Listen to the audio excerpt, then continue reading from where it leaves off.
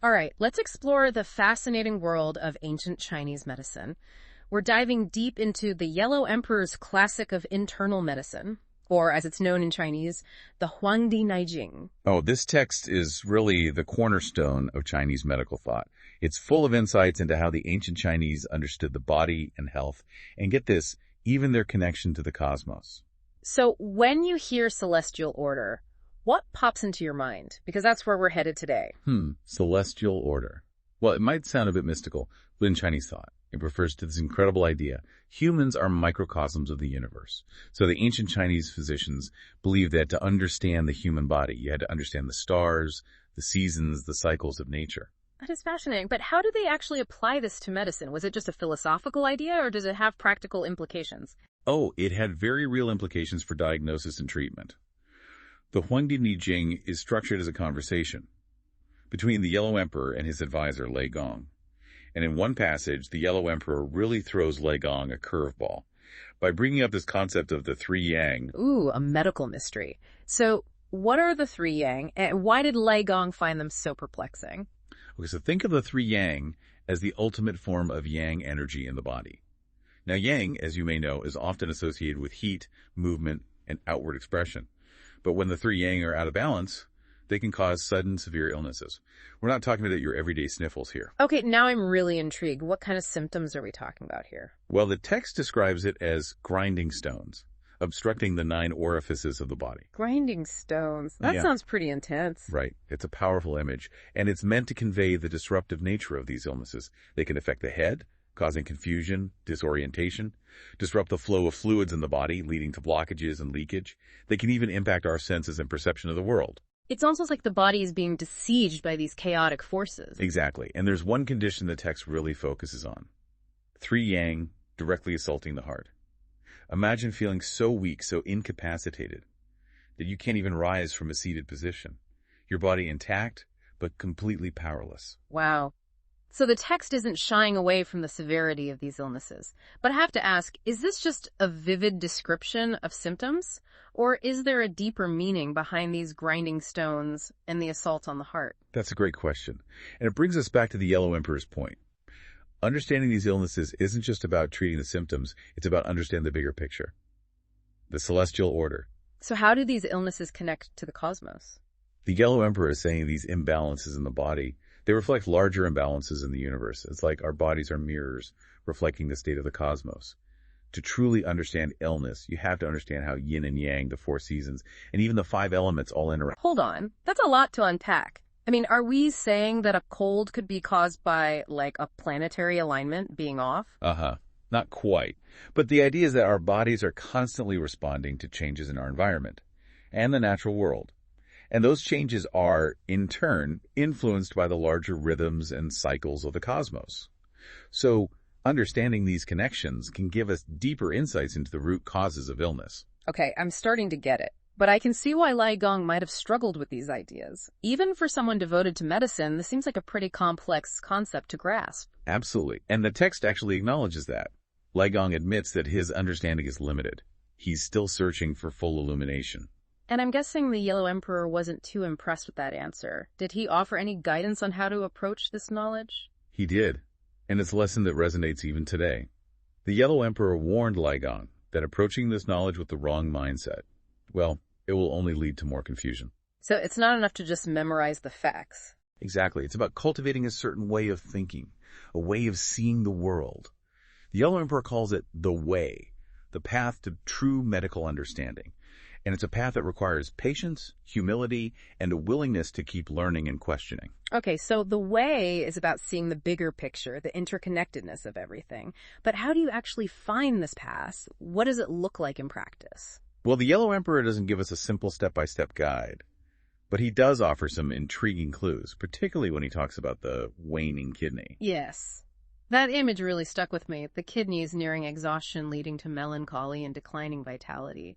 It's such a poignant image of aging and the loss of life force. But is he just talking about physical aging here, or is there something more to it? Oh, there's definitely a deeper meaning here. In Chinese medicine, the kidneys are seen as the storehouse of our vital essence, our jing. So the waning kidney isn't just about getting older, it's about the depletion of our deepest energy reserves. our very life force. Precisely. And this connects back to the idea of the way. If we don't understand how to cultivate and preserve our Jing, our vitality will inevitably decline regardless of our age. That's a powerful reminder that true health is about so much more than just treating symptoms. It's about understanding these fundamental principles that govern our bodies and our lives. Couldn't have said it better myself. And that's just scratching the surface of what this text has to offer. I'm ready to keep digging. But maybe we should take a pause here and pick up this conversation in the next part of our deep dive. Sounds like a plan.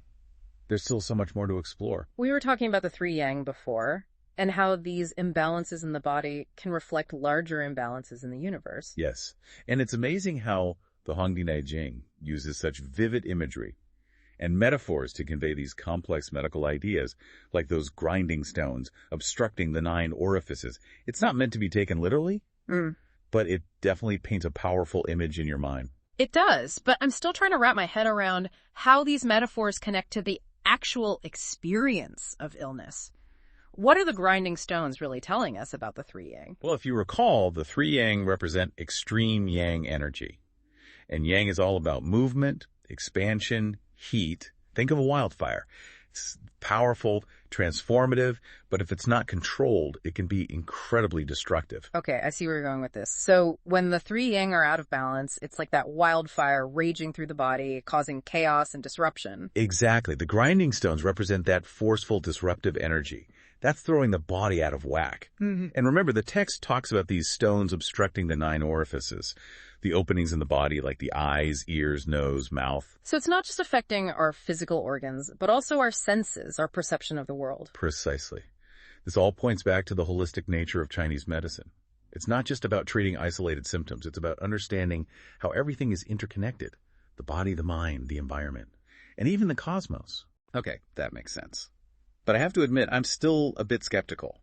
How do we know this isn't just ancient superstition? Is there any scientific basis for these ideas? That's a fair question. And while some aspects of ancient Chinese medicine might not completely align with our current scientific understanding, there's a growing amount of research exploring the connections between our physical health, our mental and emotional well-being, and even our environment. So maybe the ancients were onto something with this idea of the celestial order and the interconnectedness of everything. Perhaps. But let's not get ahead of ourselves. We still need to connect these individual pieces of the puzzle, the 3 yang, the grinding stones, the 9 orifices, back to the grand concept of the celestial order. Right. How do we bridge that gap? Well, the Yellow Emperor gives us some clues. He talks about yin and yang, 4 seasons, and the 5 elements. These are all fundamental concepts in Chinese thought, and they're all interconnected. Okay, I'm familiar with yin and yang, the idea of opposing but complementary forces in the universe. But how do they relate to the 3 yang, which seem to be all about yang energy? Even though the 3 yang represent extreme yang, they still can't exist without yin. In fact, the text makes it very clear that when the 3 yang combine with yin, they can cause even more erratic and unpredictable symptoms. It's like throwing gasoline on a fire. So it's not just about too much yang, it's about the balance between yin and yang being disrupted. Exactly. And this balance is constantly in motion. Just like the seasons, spring and summer are associated with yang, growth, expansion, outward energy, while autumn and winter are associated with yin, contraction, introspection, inward energy. So the seasons are like a larger version of the yin-yang cycles happening in our bodies. Precisely. And just as the seasons transition smoothly, our bodies need that same smooth flow between yin and yang to stay healthy. When those transitions become abrupt or extreme, that's when we see illness. Okay, that makes sense. But what about the 5 elements? Where do they fit into all of this? The 5 elements: wood, fire, earth, metal, and water. Each have specific qualities and correspondences in the body and the natural world. For example, fire is associated with heat, passion, and the heart, while water is associated with coolness, fluidity, and the kidneys. So each element represents a different type of energy or function within the body. Exactly. And just like yin and yang in the seasons, the 5 elements are all interconnected. They have cycles of creation and control that keep them in balance.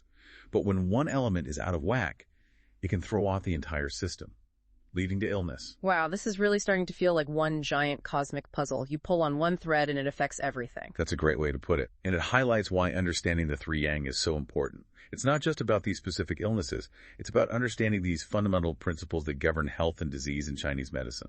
And it all comes back to this idea of the celestial order, how our bodies mirror the patterns and rhythms of the universe. But honestly, part of me still wonders, is this just a beautiful metaphor? Or can we actually see these connections playing out in our lives? That's a question worth pondering, and maybe that's where the Yellow Emperor's advice about the way comes in. That path to true understanding isn't just about intellectual knowledge. It's about experiencing these connections firsthand. So how do we do that? How do we move beyond the theory and actually embody the way in our daily lives? Well, the Yellow Emperor doesn't give us all the answers, but he does offer some clues, particularly when he talks about the waning kidney, that poignant image of the kidneys nearing exhaustion. Yes, we touched on that before. It's such a powerful metaphor for aging and the depletion of our vital essence, our jing. But I'm curious, how does this concept of the waning kidney relate to the way? That's where it gets interesting. Remember, in Chinese medicine, the kidneys aren't just physical organs. They represent our deepest energy reserves, our life force. And the Yellow Emperor seems to be suggesting that if we don't understand how to cultivate and preserve our jing, our vitality will inevitably decline, regardless of our age.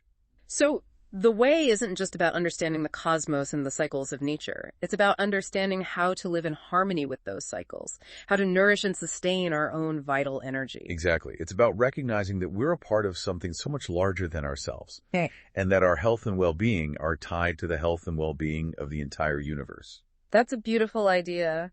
But how do we actually do that in practice? What are some things we can do to cultivate our jing and live in harmony with the way? Well, that's a conversation for another time, but I think the first step is simply being aware of these connections, recognizing that our choices and actions have ripple effects that extend far beyond ourselves. I agree. But maybe before we get too philosophical, we should revisit the Yellow Emperor's warning to Lei Gong. Remember, he cautioned him about approaching this knowledge with the wrong mindset. I'm curious to hear your thoughts on that. Right. The Yellow Emperor emphasized that simply memorizing and applying information isn't enough. True understanding requires a certain humility, a willingness to let go of preconceived notions and embrace the complexity of the way. So it's not just about having the knowledge, it's about how we approach it, how we internalize it. Precisely. And I think that's something we often lose sight of in our modern world. Yeah. Where we're just bombarded with information from all sides. It's easy to get caught up in the details and miss the bigger picture. Exactly. We become obsessed with finding the right answers, the quick fixes, instead of cultivating a deeper understanding of the underlying principles. So the Yellow Emperor is reminding us that true knowledge isn't about accumulating facts. It's about developing wisdom, a way of seeing the world. That allows us to navigate life's complexities with greater clarity and purpose. Beautifully put. And I think that's a message that resonates just as strongly today as it did thousands of years ago. Absolutely. But we're running out of time for this part of our deep dive. Let's take another break and come back for a final reflection on what we've learned. I'm looking forward to it. There's still so much to unpack in this incredible text. We've really gone deep into the Yellow Emperor's classic of internal medicine, haven't we? It's amazing, isn't it, how these ancient texts can still offer so much wisdom, even after all these years. You know what keeps coming back to me? The Yellow Emperor's warning to Lei Gong about approaching this knowledge with the wrong mindset. It's like, it's just so easy to get stuck in dogma and rigid beliefs, even today. It really is. The way isn't about having all the answers. It's about being open to new ideas, new perspectives, embracing the mystery of it all. And it takes humility, being willing to admit you don't know everything, which is something Lei Gong finally embodies, right? He acknowledges his limitations. He knows he needs guidance. Exactly. And I think that's an important lesson for us all. True seekers of knowledge are always ready to learn, to grow. They're not afraid to ask for help or to say, hey, I was wrong. It's like that saying, the only true wisdom is knowing you know nothing. Exactly. That's the beauty of the way. It's a lifelong journey of discovery, learning, unlearning. So as we wrap up this deep dive into the Huangdi I Ching, what can we take away from it all? What does it mean for us today? Well, for me, it's a really powerful reminder that true health goes beyond just treating symptoms. It's about understanding the principles that govern our bodies and our lives. It's about balance, harmony, a deep connection with the natural world. And maybe most importantly, it's about starting our own journey of discovery, our own personal quest for the way. I love that. It's not about the destination, but the journey itself. Precisely. And who knows, maybe by exploring these ancient ideas, we can find new ways to deal with the challenges of our modern world and create a better, more balanced future for ourselves and future generations. That's hopeful, and it really speaks to how powerful these ancient texts are. Even after thousands of years, their wisdom is still relevant. So, to our listener, as we finish this deep dive, we leave you with this question. What does the way mean to you? How can you use these principles in your own life for your own health and well-being in today's world? It's something to think about. Until next time,